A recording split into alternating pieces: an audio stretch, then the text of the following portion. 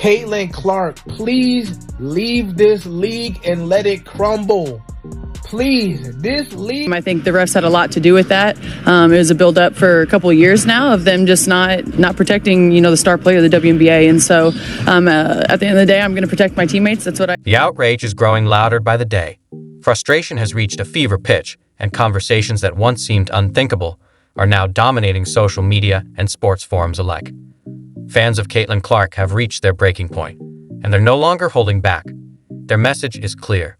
They want her to walk away from the WNBA, a league they believe has failed to protect its brightest star. Because of the way they play the game, because I love the WNBA, I love the way they play the game. But we really watch it because Caitlin Clark and everybody watching. Now listen, if I keep bumping her, knocking her down, might get her a concussion, you might hurt her for real. For 2 weeks, she was done with like a hamstring. She was down. 55% of the viewership was down. She comes back the next game, it's about 3 million viewers. Now let me tell you something. Growing up in the hood, they teach you this. Always protect the money. Y'all keep hurting her and all that. She going for a year or two. Ain't nobody gonna watch it. If nobody watches, how y'all gonna make and generate money? Stop playing with that girl home. Look, y'all need to start doing is put them emails together with the commissioner to the referees. Don't put y'all down. The sentiment is spreading like wildfire, with fans urging Clark to leave the WNBA altogether. Their argument is simple.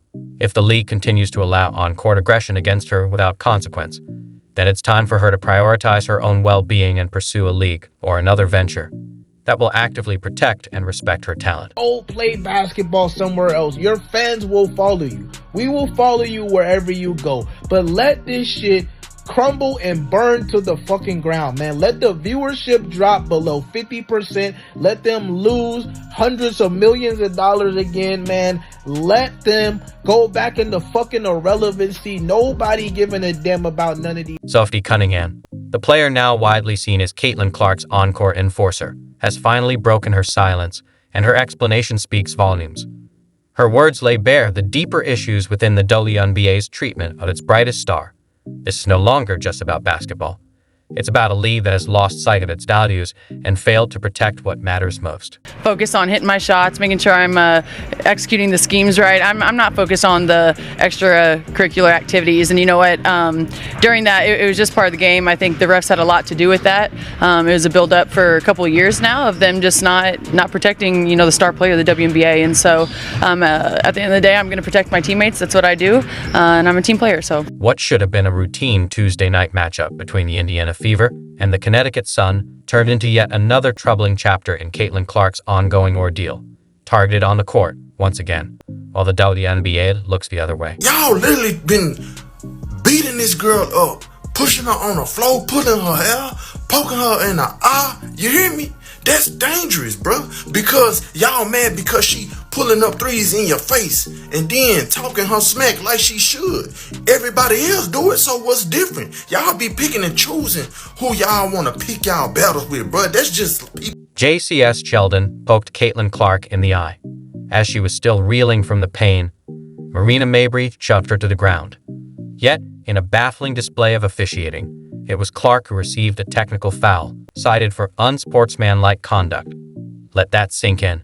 The victim of multiple blatant infractions gets penalized, while her aggressors walk away with little more than a slap on the wrist. Mabry's still saying in the game, what do you have to do to get ejected? Yeah, that's all of our question, buddy. None of us know. None of us know what you have to do to get ejected in the WNBA. You can pull hair. You can pull hair. You can drag... Stop. You don't even have to pull hair. You can drag someone to the ground by their hair and not get ejected. You can... You can body check someone to the ground with no ball in sight. You can poke someone in the eye. None of these things will get you ejected. So at least we know these are the 3 things that you can do. Has anyone thrown a punch yet and not gotten ejected? I think that's just the last straw. Like, maybe that would get you ejected. Anything else? Fair game. But this time, something was different. Caitlin Clark had an enforcer. Sophie Cunningham, after watching the same pattern unfold game after game, season after season, finally decided she'd seen enough. With just 46 seconds left on the clock, as Sheldon made a steal and raced toward what should have been an easy layup, Cunningham made her move. She grabbed Sheldon by the hair and yanked her to the floor, sending a message that echoed far beyond the walls of Gainbridge Fieldhouse. The resulting brawl wasn't just chaos, it was a turning point. Sophie, who's my one of my favorites now.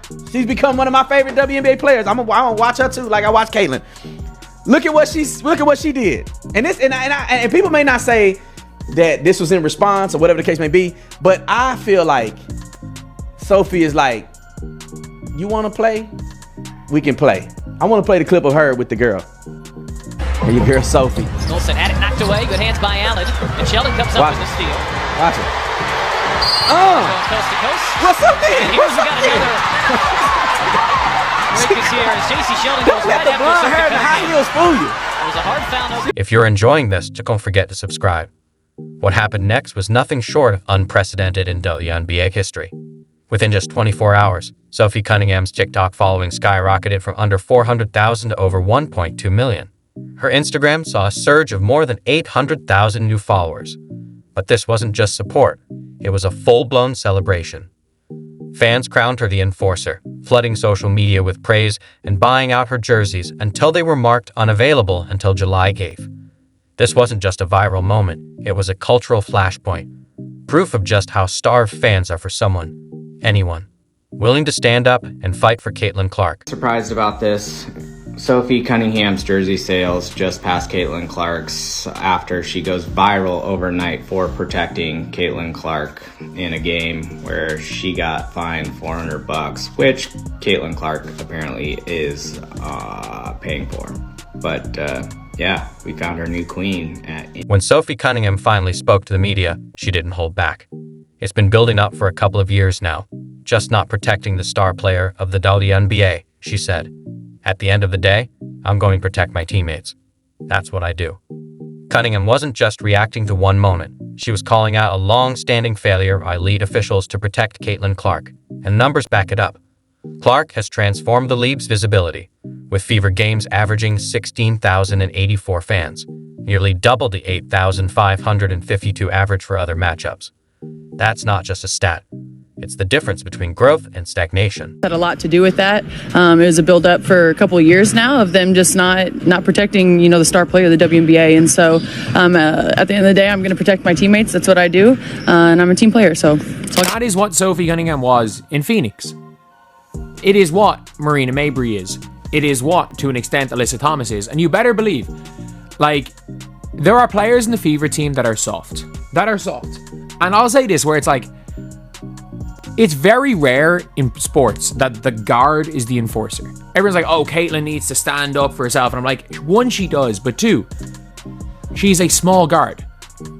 No small guard likes physicality. No small guard. The numbers don't lie. Games with Caitlin Clark average 1.178 million viewers, nearly triple the 394,000 for other WNBA games. When the Fever played in Atlanta, attendance jumped from 3,382 to 17,592.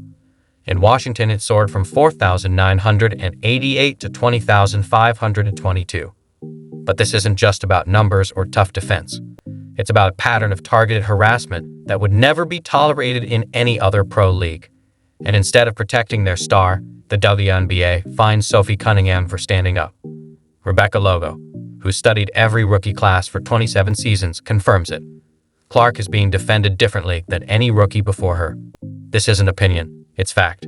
Yet the league continues to look the other way. Clark regularly gets picked up in the full court. She also gets blitzed more over the course of her career than any player in WNBA history or in that period of time. And she also creates some contact herself on the offensive end of the floor.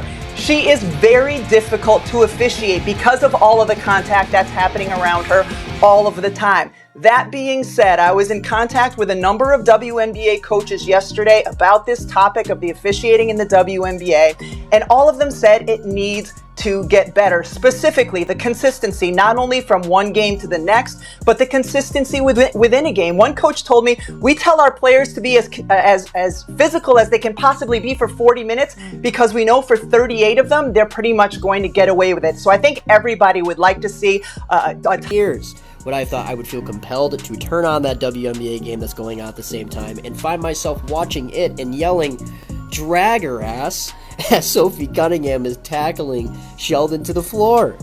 Love it, dude. It's so good. So good.